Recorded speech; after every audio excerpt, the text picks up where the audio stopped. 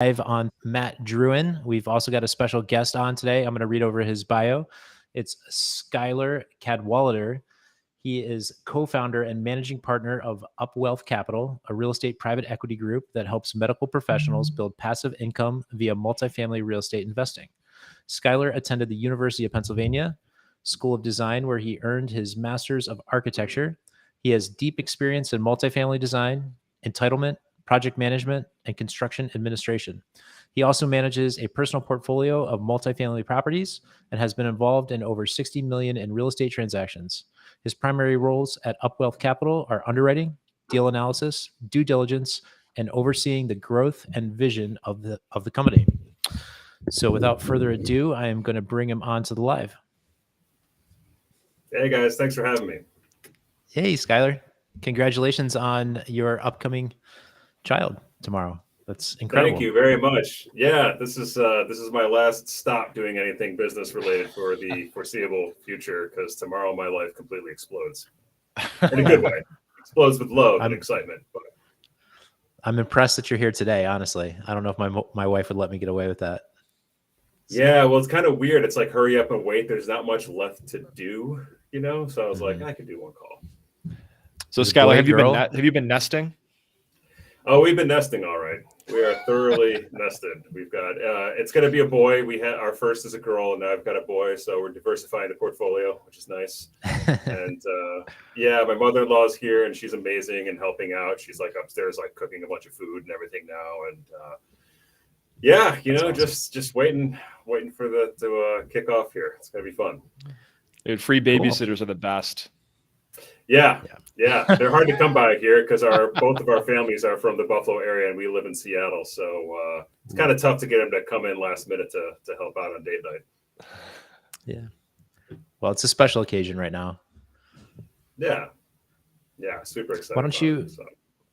Why don't you take a minute and just give us a little bit of background on, you know, kind of where you started, how you got into real estate, and then what brought you into, you know, first real estate investment and then the passive side of real estate investment.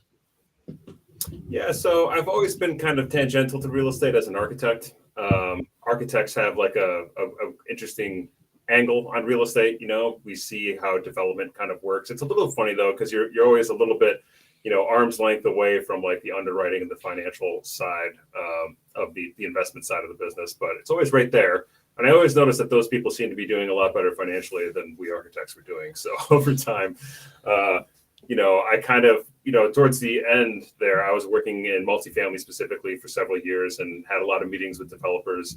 And oftentimes I was just like, man, that seems like a good gig that they've got going over there on the development side. And typically architects don't really get equity in what they do. You're kind of a hired gun. You're doing a one-to-one trade, your time and your skills for money. And then, you know, when you stop working, you stop making money and you don't have equity. So that just kind of became more problematic for me year in and year out, just kind of realizing that the work I was doing wasn't going to work again for me, you know, and it was a one-to-one trade for time. And I really wanted to get on the equity side of things. And so I realized I had to find a way to start participating in, like, you know, buying real estate. I considered kind of like trying to go into development, and that might still happen at some point down the road. But at first, I kind of want to build a foundation of just owning a lot of doors that are cash flowing in multifamily. And then from there, we'll see what's next. Awesome. Yeah, I'd imagine it'll be an easier transition for you than most people coming from that background. What did you do to get ready to take that plunge? How did you, you know, do your underwriting, and what made you drive for the Buffalo market versus other markets? And just tell us a little bit about that process for your first acquisition. Yeah, so I did what everyone does, which is read every book and listen to every podcast and watch all the YouTube videos, and basically just kind of educated myself to the point where it's like, okay, the only thing left to do is take action. Like, there isn't another book. There's no more secrets left to learn. And Buffalo was attractive to us just because we're from there and we know the market well. It's not like a market that I'm particularly bullish on, although I think Buffalo is maybe a little bit underrated by people who just think, oh, it snows a lot and it's in New York State, so I would never invest there. The good news is when no one else invests there, right? Like, there's a lot of mom and pops still there. There's a lot that hasn't been picked over as much. So And so, yeah, it was easy for us to, we spend time in Buffalo. We like the market, generally speaking. We fly to Buffalo enough that I was like, well, if we have a little business here, we can write off our flights home and everything. So there's a couple little life hack sort of dimension to this as well. And so I switched to part-time in 2021 because I knew that becoming a real estate professional was going to be a big part of how this would make sense mathematically, because being a real estate professional would mean I could write off paper losses from real estate investments from my wife's W-2 income. She's a physician, so she has a pretty high W-2 income. We get hit pretty hard by Uncle Sam. And so that was a big dimension of our strategy. And so, yeah, we were actually making offers on duplexes at first, and we made many, lost many, and that was fine. But it got a little bit frustrating, a little scary, because here I was like working part-time and like nothing was really, we weren't getting anywhere. And then like a lot of things happened at once. We made kind of a long shot offer on an 8-unit property that got accepted. We had our baby, and I got laid off like literally like a couple of days after our baby was born. I was actually at the doctor's office with our brand newborn baby. My phone just kept blowing up, and I finally stepped outside like, I think I should take this. And they were like, yeah, the company's declaring bankruptcy, and starting tomorrow, it just won't be there. So you can keep your computer, you can do whatever you want, but there won't be even anyone to complain to for much longer. But congratulations on your kid. So that was kind of one of those interesting moments in life, though. It was like, man, I already had one foot out the door. I just found out that I am now about to be the proud owner of my first multifamily property. Small, but 8 units was bigger than we thought we would do. And we said, all right, let's just lean into this. And we went back to Buffalo for a slightly more extended period of time, since, my wife was on maternity leave and I didn't have to go anywhere. And we got home, and I just poured myself into this property, basically. Got the real estate professional status, did a big cost seg, and got the giant tax return that we hoped we would get. And that was kind of our proof positive moment where it's like, okay, this actually is going to work. And that's when I kind of decided, I'm not going to go rushing back to find work. We're going to double down on real estate and try to build our lives out that way. Then did you keep the active role going, or did you switch to passive pretty quickly thereafter? Still active. It's, we did our first, I had a little bit of shiny object syndrome, to be perfectly honest, in 22, like early 22. We got the big tax return. I'm underwriting lots of deals, and I started looking at short-term rentals quite a bit because, the same reason everyone does. They're kind of tempting. Sometimes the cash on cash looks really good on those. And I've got nothing against them, but I worry sometimes about kind of like always chasing the hot new thing. And apartments have worked for so long for so many people in so many places. I was like, no, I should stick with apartments. And so, but I wanted to get a larger building in a different market, and maybe I had like a class C building, C plus maybe, and I wanted to get more of a higher, newer building. So we wound up co-GPing with a larger operator for our second property. But I still actively manage, both asset and property manage our property in Buffalo. I do that remotely to this day. And we go home a lot. And every time I go home, I find things to do. There's always little things that I kind of wait till I'm home, and then I can kind of like tackle them myself. So still keeping up the active. And how did you vet that sponsor when you made that passive investment? What was your criteria? Was it somebody you already knew from your sphere, or is it you just kind of... Yeah, it was someone we knew well through our sphere mainly, but I also knew a lot of their LPs who were very happy with them, and that's like a big good sign when you can talk to someone who invests with them and says, yeah, their communication is great. All the dividends come in on time as described. Everything just works, and I was like, well, that's fantastic. And then, of course, I chatted with them a little bit. I had them send me their underwriting, which I obviously went over myself as well. And we basically, we felt very lucky to be invited to the party and participated, and it went well. It's going well to this day, and I'm glad we did that. The ultimate goal for us really is probably to kind of, run our own shop, small family shop. We're not trying to grow super fast. We're not trying to do anything crazy here. We're not going to buy deals if we don't like them, and right now it's kind of tough out there. So we're kind of happy to be in a hold period. We've never bought anything with floating rate debt, and we don't really want to, at least not right now. And if we decide to do it, we'll probably do it like an investment we just make for ourselves, or as a JV with, sophisticated guys like yourselves, and not so much like our LP investors. So we're not in a huge rush, but we're big believers in like taking the long view. So even though things have gotten a little dicey lately, we're still bullish in the long run. Okay. And I know you're not full cycle on that passive investment yet, but in your opinion, as far as how things are going now and how things are going with your more active investment, which one is going to perform better, and by how much? If you paid yourself for your time, obviously, and really factored all those things into the equation. Yeah, that's a really tough question. What happens with cap rates going forward is just like a tough thing, and in Buffalo, cap rates are, they're not very low. They're much higher than in certain places. So you don't really in Buffalo, it's a little bit more of a cash flow market. You don't typically get that big hurrah at sale as much, but you can cash flowing better the whole time. So I would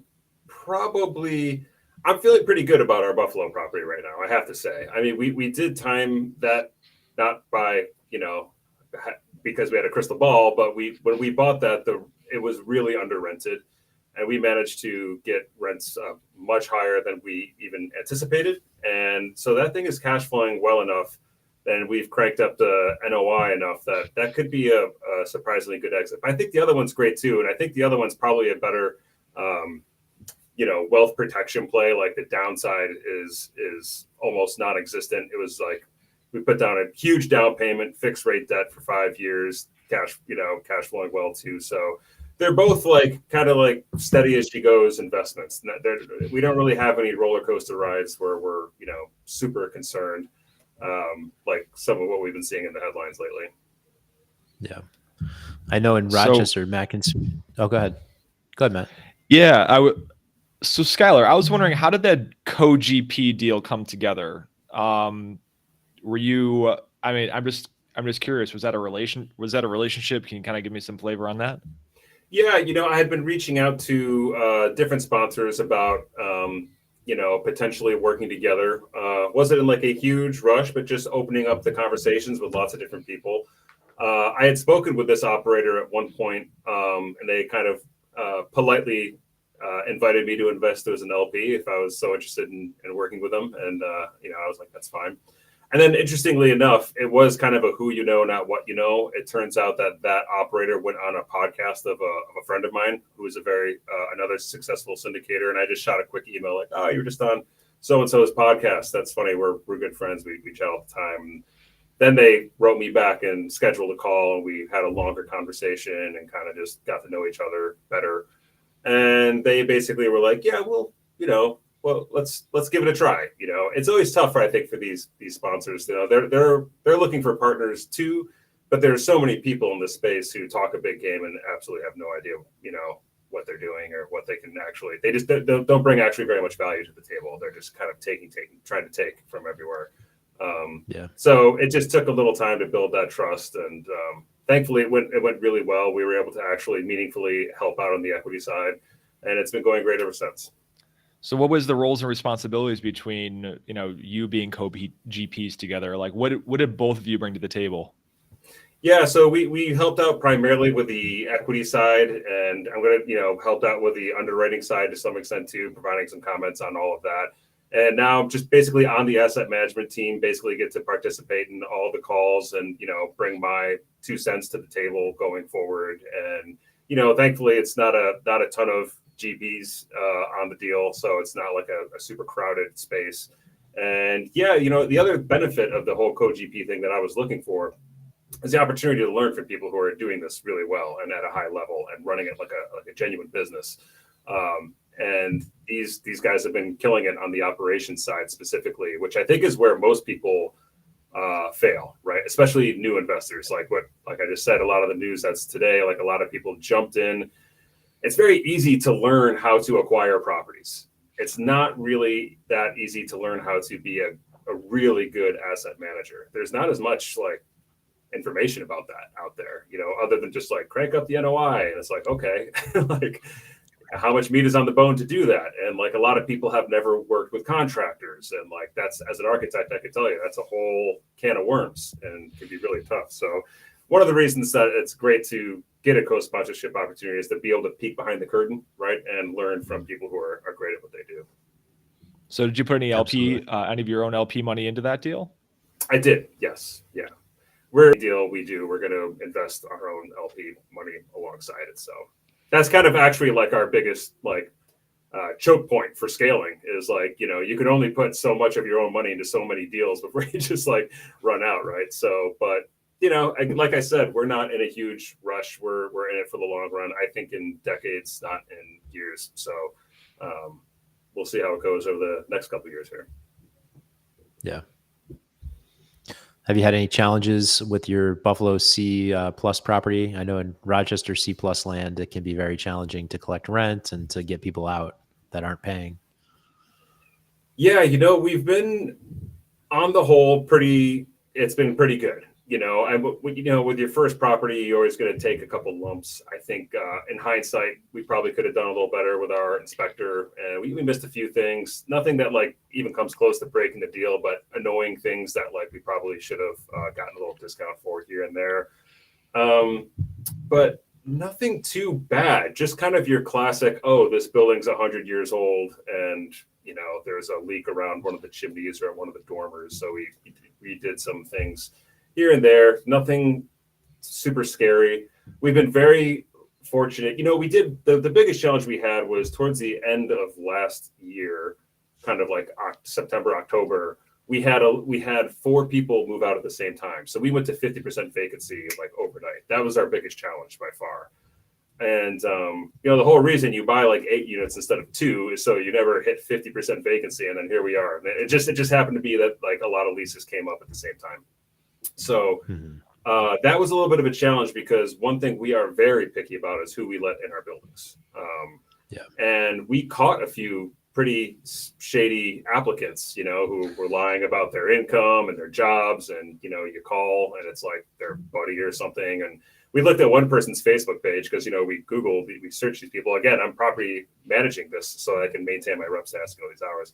And like on their Facebook page, they're like, hey, anybody know how to make a good W-2 stub? And there's a bunch of people like, yeah, like for $50, I'll make you a W-2 stub. And I was just like, oh, can you imagine like putting that on your Facebook page publicly? It's lunacy.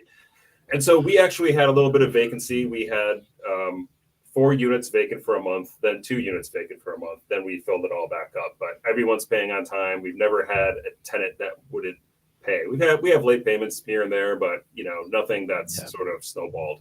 So lucky in that regard. That comes with the territory. Whenever you get to Christmas time, nobody pays. The month of December.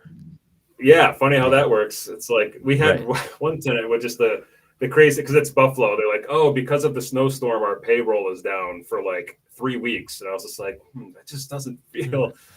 And we said, okay, well, the late fee still applies, and they eventually got it all fixed up. But yeah, it is funny. It's right around Christmas shopping time. Payroll just stops working apparently for some people. Right. Yeah, New York State's a tough state to landlord in. How do you you have an attorney on retainer that you deal with all these different ever-changing laws as far as what we can charge for late fees and the new processes for evictions and all that? Do you have a good staff under you, or are you still the guy that's got to get in there and figure all that out? I'm kind of still the guy that has to figure all that out, but not. I kind of have a little bit of an ace up my sleeve in that my father-in-law owns a lot of property in New York State, and he basically knows all this stuff, and I can kind of refer to him, any time for that stuff. So for the most part, I'm a small operator. I don't have hundreds of doors in all types of neighborhoods where I can make like a really big mistake on like a lot of properties. So no lawyers on retainer for that one. Any issues with CFOs or anything like that? Nope. So far, so good. Everything has been. We've been very, very lucky in that regard. Yeah. And it's weird. I don't know how much I should. I always say that we're very lucky, but we're also pretty diligent. So I try to give myself a little bit of credit for how everything's going. Yeah. Yeah, Yeah. the housing stock in And Rochester is pretty deferred. So, we have constant C of O issues, and, the inspector comes once, gives you a list of things to do. You do it, they come back and reinspect, and then the list just doubled or tripled, and you've got another, 100 items that they want you to take care of. So, yeah, it's kind of the same thing here. And that's what happened with us. Like our primary inspector missed a few things. The insurance inspector comes in and it's just like, wrap this stuff up. And I was like, that was the job of my inspector, was like get ahead of that stuff. And they missed a few things. So frustrating. But like I said, none of it was like deal breaking for us. But yeah, I don't know how many more of these like older Western New York C class buildings are in my future. right. But it's cash flowing. So like at the same time, it's like one of those things like it comes with some headaches, but then I look at the business checking account and I'm like, well, that's I'm being paid for those headaches. So, gotta pick your battles. You can go buy as much A class as you want. The checking account's not going to be usually not quite as juicy. So you gotta pick your battles, right? Yeah, you'll see like what I've bought over the past several years. It all looks the same. It's all brick. Yeah. And minimal deferred maintenance and that sort of thing. And so, yeah, we pivoted in a big ways as well, just in terms of, the rental market's not bad in New York State if you invest in high income areas and cater to high income customers. Totally. They don't care what the laws are. They want you to treat them well, and that's it. Yeah. If you treat them well, they will pay you. They'll pay you on time. I think is that if you don't treat them well, they'll still pay you, but they'll leave when the lease is up, and that's the greatest source of driving expenses at all of our properties in our high income areas is the turnover. So if we can keep them happy, then we can actually have a sustainable business. Yeah, turnover is killer, right? It's just like, it's something my father-in-law says all the time. Like when I talk about potentially raising rents or implementing rubs or trying to get our NOI up, he's just like, yeah, careful, don't chase people out of the building, because like nothing's worse than turnover. Like you can just keep everyone in there, especially these days, because things have changed a bit, right? It's not like we're not in that part of the cycle where rents are skyrocketing. Competition stiffened up a little bit and people are willing to move, I think, right now. They prefer not to, but if you're just going to jack their rents, then sure, there's probably a guy down the street with a nicer building who's giving some concessions right now. So just got to be careful. So what's your methodology for rental increases going forward? Do you just increase rents every year? Is that a habit, or do you how do you look at that? Yeah, my sort of theory on rents is I look at all of our competition, and I try to like have slightly better finishes and slightly lower rents. That's kind of like the perfect storm for me. So find people with comparable finishes but a little not quite as nice, and make sure you just undercut them just a tiny bit, and that's a great way to make sure you're always kind of top of the list when people are shopping. They're just like, oh man, this one's a little bit cheaper and a little bit nicer. And then just try not to get greedy, you know what I mean? Because like you said, like I see on my P&L statement, these turnovers and vacancies are the killers, and much of the time. And so right now, actually, we're kind of taking on our Buffalo property, we're pausing rent hikes basically across the board this year.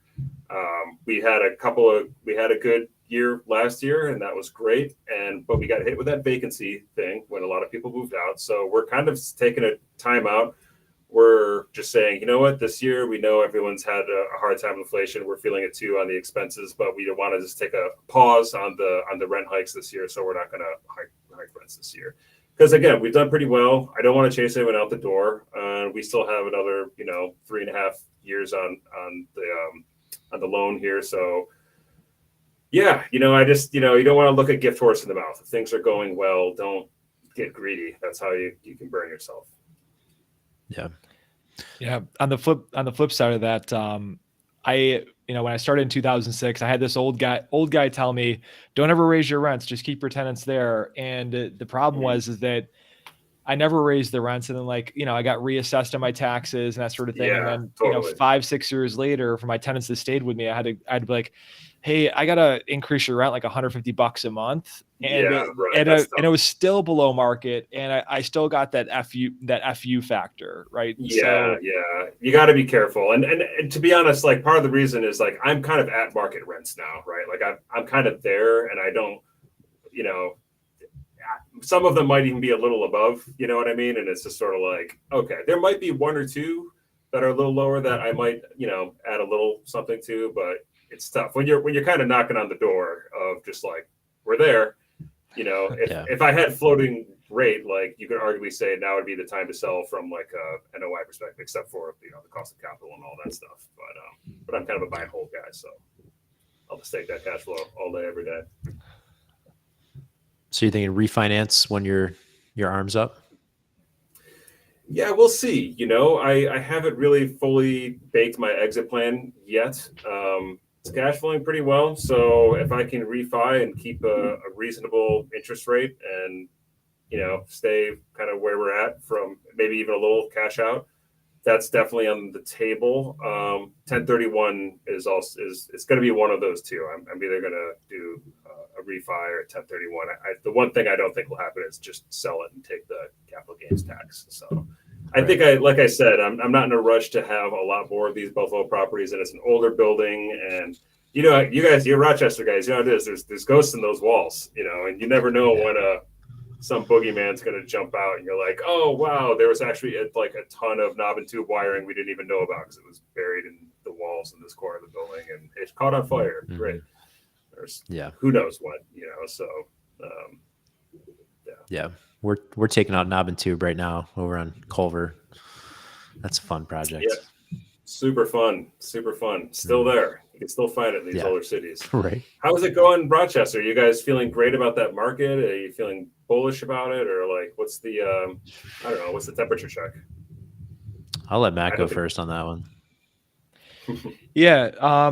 We've, we're kind of like a lot of markets across the country, especially Rust Belt towns. Gotcha. But we still had people just starving for yield. Yeah. Right. And right now, I mean, we have have interest rates that, in some situations have tripled from where we've been seeing them a couple of years ago.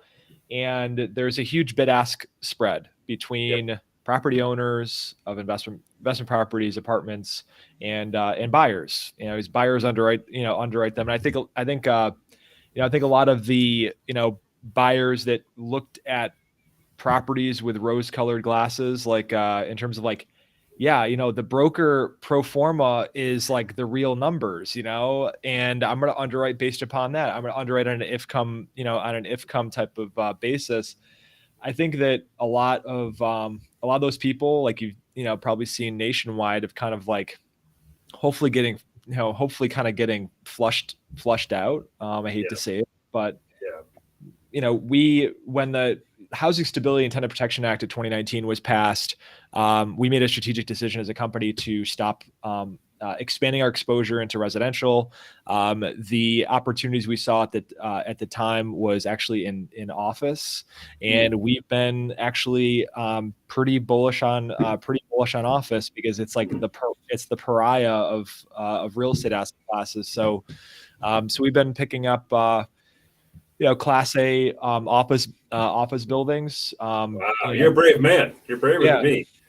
So at a 9.5 cap, 9.5 cap rate based upon current occupancy. So that's interesting, actually. So the way we see it is like, we've just closed on a 50,000 square foot building. There was 5,000 square foot vacant, and we bought it, and we got the 5,000 square feet for free, essentially. So we've liked that market. Sometimes it requires us to demise some of the larger spaces down into smaller office, and just kind of following the market as to where office demand is. But, my partner and I we were driving around the city, and we just see like people on the road, like at, in the morning and at night. And I was like, where are these people going? Is office really dead? Are all these, are all these people, are they like pretending to drive to work like Michael Douglas and falling down or something like that? Or Yeah, are they, right. are they pretending to, are they going to Home Goods? So Yeah. so I think there's going to be a reversal in that. I mean, all we do is, really all you can do in this market and how it has been is manage risk is the best as best you can. So Totally. that's kind of how we've been seeing things. What about you, Mark? Yeah. So on the brokerage side, advising all my agents that are running around trying to get these single family and smaller multifamily stuff under contract, it's still just a crazy bidding war where our inventory is even more undersupplied. I think it's because of the interest rates, everybody that locked in at these low rates, they're going to be reluctant to sell right now. So our inventory is even tighter than before. And, for instance, one of my agents had a client that was writing on a $220,000 single family, and, their cap was 330. So they took it up to their cap. There were 45 offers and it traded for 425. And this is a 1,600 square foot city house. Yeah. It's not even, the city schools are terrible, and it's not even that big of a house, 1,600 square feet. That's a starter home. That's mind blowing. You'd think at these interest rates, especially in like single family, you'd be feeling a lot more downward pressure. But here in Seattle, there's been a lot more of that. Like the single family homes are down a little bit, but I don't know. It's one of those things you see in the headlines, like Seattle's down like 13%, but a house down the street from me just sold for like $100,000 over asking. So it's like, I don't know.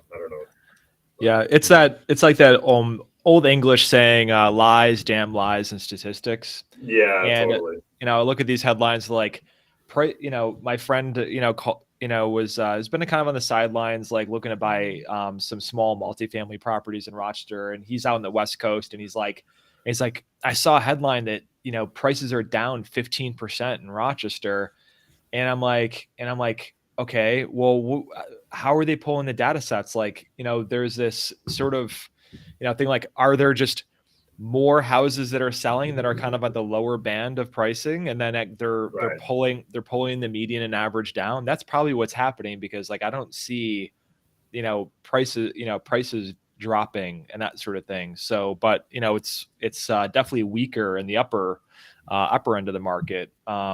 Especially talking about single family homes, for instance. Anything that's like $500,000 plus is very tight. Really? No, I mean, I represented a $600,000 buyer. It ended up escalating to like 685, 600 list to 685, 5 offers. It was in the beginning of the season before it really heated up. So, I mean, I'm seeing it across the board all the way up. I'm not seeing any. If you don't have a product that's like decent, yeah, you might have an issue. And the one that I'm talking about that sold for 685, it was super outdated. I mean, it was a guy that had lived there for 20 years, and it was everything was old and 20 30 years old, kitchen, bathrooms, everything. So I don't know. It's pretty amazing, because some of these places, like I look even like in my hometown, which is like a nice Class B suburb north of Buffalo, and you see some of these houses for sale, and at the price they're asking, you look at like what your monthly payment would be, and I'm just like, who's buying these things? And then they get sold. Right. And I'm like, all right, well, I guess, I don't know. We're not in that much pain yet if people can afford this stuff. I mean, whether or not they can actually afford it, it's another conversation, I guess, but they're buying them. Yeah. Yeah. We've seen soft seconds roll out with these residential lenders, so they could bridge the gap. If you had a buyer that was, shopping at 3% interest rate for a $300,000 house, interest rates go up. Now they can't buy it. So the bank has stepped in and said, we'll do a soft second so you can still buy the same house. Okay. That makes sense. Crazy. Oh, so Mark, it looks like we got a couple of questions here from LinkedIn. One was for Schuyler. What was your process for getting rents up? At they're probably maybe referencing to the property that you were co-GP on. That one is basically it's like a new build property, so it's basically just burning off concessions right now to get the place leased up is where that one is. So it's like not exactly, it's more of like a core plus kind of play, but rather than like a true value add. On our Buffalo property, it was actually purchased by like a flipper who kind of got into a little distress. I think they typically did single and duplex, and they took on an 8 unit, and they kind of had to jump ship mid they had investors, from what I understand, and it was kind of time. It had been years in the making, and things were not going very well. I'm guessing the pandemic probably had a lot to do with that. And that one we kind of just got lucky on, you know what I mean? I mean, we all saw what rents did in like 2021. It just kind of, it was good timing on our part. We got in a really good price for how much the rents were just going to go up organically. It totally, the underwriting worked with where we thought they would be, but then, you know, we got a little boost, so that was helpful. Yeah. Excellent. And then question from Brian Escudero. What was the one thing that you overlooked on the syndication and the smaller deals? I guess maybe some, some aha moments where you maybe got some bruises or something like that. Thankfully, on the syndication deal, no big bruises yet. I mean, we just closed a few months ago, so it's like really early to sort of like have any big news on that front. So far, so good. We'll see how, if, you know, our projected rent growth works out, but that's going to take some time to sort of like, you know, flush out. The other property, I kind of got into it a little bit. I think we missed a few things on our inspection. That was the big one. Thankfully, the rent growth and all of that was totally fine. That was probably the big one. We made the rookie mistake of taking an inspection recommendation from our realtor. And in hindsight, I think our realtor was, more interested in closing the deal than finding ways for us to not want to close the deal. So again, wasn't a deal breaker by any stretch, just could have been a little more rigorous. Okay. Yeah. And then the most recent one that came in here is that what are tips you can suggest to help buyers make more attractive or offers more attractive, or is it mostly about the top dollar? I guess I can add some a little bit to this, is that, for us, I mean, we don't always get, submit top dollar offers on our deals. And we still get them sometimes. And that's because we have a reputation as a company with brokers that when we make a deal, we close. And when they make a deal with somebody else and it falls apart, usually we're the first people to get that phone call on, hey, are you guys still interested, and that sort of thing. So, I mean, I think that, you can't, I can say that, it's good not to be a deal junkie, but, Schuyler, what's your take on that? Yeah, I think that was a really good one. Just getting on the broker's good side. I think for a lot of sellers right now, if you can take on their debt, maybe you can find a happier middle ground right now, because a seller with, a 3.5% interest rate or something is a no rush to sell at these cap rates. But maybe if, you could take on that debt from them, then maybe they can get a little bit more upside than they were initially expecting, and you can kind of get the benefits of taking on that debt. So other than that, it's tough because like you guys have said, like it's not a great time to be selling right now, especially if you bought in the last couple of years. But I don't know. But then on the flip side, it's like we said, there are probably there's more deleveraging happening in the system right now, and there are probably a lot of people who should be selling right now, who should absolutely be selling right now, because they're bleeding, and the end of that road is much worse than selling now. Like these properties that get actually foreclosed on, that's like the nightmare scenario, right? And if you can sell now and cover your debt and get some equity back to your investors, that's way better than just riding the tracks right off a cliff. And I worry that there are some relatively new investors who've got the floating rate debt, and they're getting kind of killed right now, and they're hoping for a miracle. And I don't think Jay Powell is interested in delivering any miracles right now. So we'll see. Yeah. I mean, there's a lot of institutional money in the single family rental game that's going to get, that they're in big trouble. They're all in floating rate debt. They underwrote these things at rents that are not realistic, that they never attained. They're $400 or $500 off what they underwrote it with.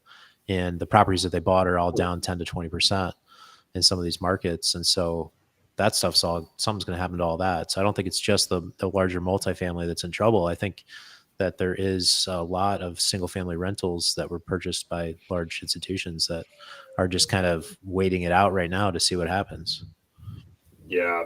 At least in the single family game though, right? You got long-term fixed rate debt, right? Hopefully. And maybe you No, they've can got just. it's floating rate. They're on floating rate. Oh wow. Okay. Yeah. Yeah, one of my colleagues That's, moved down to work for one of those companies, and he said it's going to be a shit show. so they're Everything just that they've buying been doing. giant portfolio deals with floating He rate. works, yeah, he works for a company that does the underwriting for the funds that are buying these properties. So they're like a third party underwriter.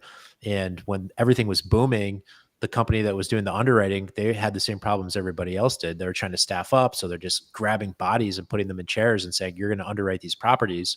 And, you know, the realtors were running around giving their estimations on rents and repairs and stuff like this. And while everything was going up, it didn't matter. So it just worked and it worked and it worked for years. And then all of a sudden interest rates went up, and a lot of these deals that were underwritten just weren't underwritten properly because the people they trusted to do the underwriting weren't good at their job. Yeah. And it's unfortunate, totally. but it's true. This is like the story of every business cycle in some ways, right? Like people, everything just keeps working, right? And what makes it even worse is people start adding a little more risk as they go. And every time they add a little risk, they get a little bit of a better reward for it, right? We levered up a little bit on the next one. Ooh, IRR jumped a couple bips. And you just keep doing that, and you keep getting rewarded for that behavior. And then one day the music stops, and it's like, oh man, we've ratcheted up so much more risk than we should have for the new environment that we're in.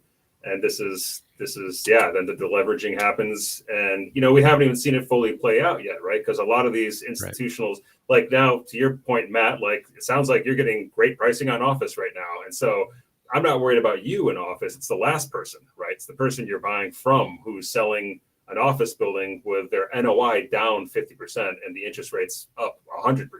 That's a terrifying place to find yourself. And that debt that they took to get it has been repackaged and sold to someone else, right? Mm-hmm. And who's that? Because they're in trouble too. That could be, So there's just there are still dominoes yet to fall, and again, still really bullish in the long run, and but it's scary out there. Yeah. I think as long as we stick to conservative, I have a maybe switching gears here a little bit. I have a couple questions for Schuyler, if you're okay with it. Absolutely. So you maybe intentionally made the decision to find your market towards medical professionals in terms of who your investment partners are. Can you tell us on that and kind of how that, I mean, now it makes sense. It will make sense that, your wife's a physician and that sort of thing, but can you kind of tell us like the origin and evolution of that? Yeah, it does. You're right. It has a lot to do with my wife being a physician.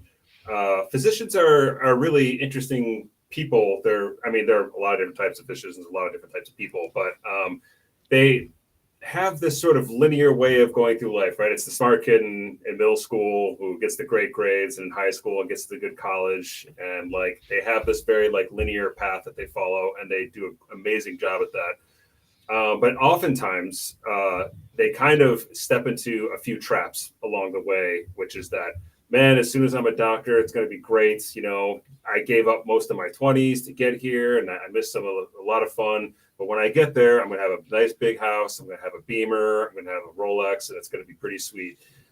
And what they learned the hard way, just like everybody else, is that you wind up just having a very expensive life. And it doesn't matter that you made a lot of money because it's all spoken for in your mortgage and in your car payment and everything else. So it's not uncommon to see doctors who, look from the outside like they're doing great, but are actually living like paycheck to paycheck.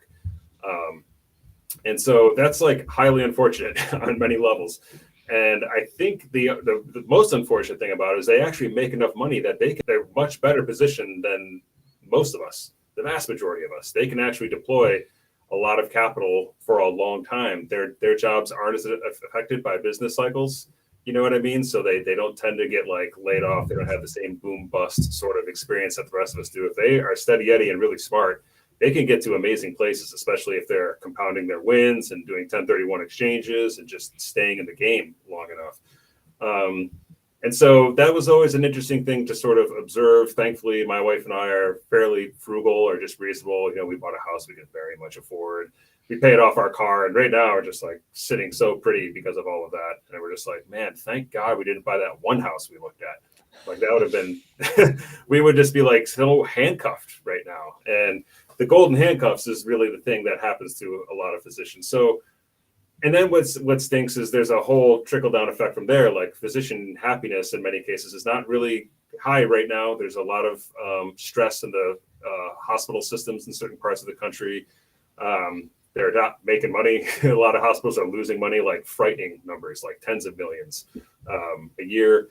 And so they're being asked to do more. And it's just, it's really tough. And so we just kind of think it takes a little education and you can kind of like course correct. And that's a worthwhile thing to do, because honestly, when everyone is stressed out and just working day in and day out and getting burnt out, it's actually bad for the quality of healthcare too. So we have a lot of friends who are doctors, and we have experienced how much real estate can change your life for the better. And we're kind of just like, hey, you guys want to like come along and do this with us? And if you don't want to, that's fine. But if you're interested, like we've dipped our foot in, and the water's pretty warm. So feel free to join us. So that's pretty smart that you made, like, because so many capital raisers is like anybody who's got money, who's an accredited investor, just give me your money and that sort of thing. So it's pretty smart that you, like, what gave you that sort of inclination? Because that doesn't come to, to many people. Yeah. I mean, to be honest, I did know that doctors are more likely to be able to participate, right? Mm-hmm. That's kind of like the no-brainer. That's the who's got my money principle. Right. Like, yeah. Like I mean, that's the thing. A lot of these opportunities, like most people can't participate in, which I'm actually against. And I'm really sorry that that's the case. I think it's ridiculous that I can go to a casino down the street tomorrow and just blow my entire life savings. That's fine. But can I put $25,000 into a nice private equity opportunity? No, too risky. Save me from myself. Oh, Lord, the SEC. Yeah. It makes zero sense. If anything, it's almost like a little sadistic. It's almost the opposite of making sense. Yeah, I mean, we have a lot of doctor friends. I have a lot of architect friends as well, but I kind of run in a circle with a lot of physicians. And yeah, it just sort of made sense for us to sort of niche down a little bit and work with them. And, if you're not speaking to someone, you're kind of speaking to no one. It's kind of how I look at the world. If you're just like, hey, everybody, I can help all of you. It's sort of like, who is this guy? Right. But I understand the story of the physician. And the reality is we're not trying to exclude anybody. And it's pretty much the same story everywhere. If you've done well in life, the main mistake most people do is they have lifestyle creep. And then they realize when they hit 40, 45, like, oh man, I am still pretty far from safe from a retirement perspective. Like I thought by now, like this would be better, and it's really not. What did I do wrong? And you're like, oh yeah, everything, like the whole thing. So yeah, it's time to just sort of try to help people kind of get on track. And I'm just a big believer in staying humble. Naval Ravikant has this great thing he says where he's like, a peaceful mind, a fit body, and a house full of love. These are the things you can't buy. And I'm like, if you just focus on those things, maintaining good mental health, good physical health, and having a house full of love, all this other stuff is just stuff. And it's just a treadmill. You're going to get the watch and you're going to want another one. You're going to get the car, and then a year will go by and a new cooler car will be there. And all this stuff, it's crazy to really get sucked into that lifestyle creep world. So trying to help coach people back out of that. Because freedom is the only thing that really matters at the end of the day. Yeah, very wise, very wise. One follow-up question. What did you decide in terms of your structure is for your SEC regs when you do raise capital? We did 506C for the one that we have, and we've only participated in one. In the future, if we lead a new deal ourselves with limited partners, probably go B, to be honest with you. But haven't really had to dive into that much. I'm still haven't done a lot of capital raising and syndication stuff yet. So we'll see. But I love the idea of being able to have more friends and family participate. I don't like excluding people personally, especially because I'm kind of starting to look at smaller deals these days. I'm kind of interested in that 50, 60 unit area because I think there's just, I don't know, it's too big for the small people and too small for the big people. So hopefully to find some opportunities there, maybe. Very cool. Yeah. Well, we're coming up close to the hour. So you got any final thoughts, Matt? Yeah. What do you, what's kind of in your buy box going forward, Schuyler? Do you have like a vivid vision of like what that property looks like, size, geography? Like, what's on your shopping list, man? Yeah, that's a great question. And to be honest, I'm kind of in a moment of transition, I think, with all this, with all of what's been going on. I'm kind of reforming that in my mind, but I am kind of fleeing a bit towards quality for one thing. Now that I've got exposure to like a Class A asset, I realize how much those guys are. You're a bully on the block with Class A. You know what I mean? Because you might have a 90s build down the street charging $2,000 a month. You're asking $2,500 a month, but it's like let's throw out some concessions. You know, why don't we do a month or two for free? All of a sudden, that guy down the street is under real pressure because everyone wants obviously a nicer building for the same amount of money. Obviously, you can burn that off, yada yada. But I sort of I've experienced my Buffalo Class C, and I'm kind of ready to move up from there. And I'm really leaning towards fixed rate longer holds right now. Like I said, I've only ever done fixed rate so far, and I like sleeping at night. I don't like roller coasters. I'm not like trying to juice IRR. I'm kind of fleeing to safety is the best way to put it. So in terms of like markets, I'm kind of agnostic right now. I'm actually still looking a little bit in Western New York, and also looking for people to potentially JV with in some of those southern states, but still kind of building out my network, to be honest with you. And if you guys have some good stuff, like I'd love to talk more, you know what I mean? So I'm not 100% sure what I'm looking for right now, but I'll know it when I see it, I believe. Yeah, I'll have to give you my essay on why I'm bullish on office. So I know. No, I actually would love to hear that because I do want to zig when others are zagging, and you're getting at a 9 cap at current NOI. It's like, okay, now we're talking. Actually, this sounds very interesting, and I agree with you. The only thing I miss about the pandemic is the traffic. You know, here in Seattle, every time I get in my car, I'm the same thing. I'm like, okay, so everyone's going somewhere because I have in bumper to bumper traffic again. And yeah, we'll see how it goes. Awesome. Yeah. Well, thank you so much for coming on our show. We really appreciate it. Yeah. Thanks for having me, guys. This is really fun, and hope to do it again sometime. And good luck with everything. Yeah. Congrats on the baby. We can't wait to see some photos up on LinkedIn. Thank you so much. Yeah, I'll get him up there. For sure. Yeah, 100%, man. Congratulations. And yeah, I got another, my wife's got a bun in the oven due this September, another one. So we're doubling our unit count this year. All right. Yeah, there you go. That's great. Future tenants. Yeah. And Mark tells me that it's not a 2-for-1, it's a 3-for-1 typically. So okay, nice. Nice. Mm-hmm. That's great. Cool. Well, thanks to everybody that tuned in, and thanks for coming on the show. We'll see you guys soon. See you next week. Thanks, guys.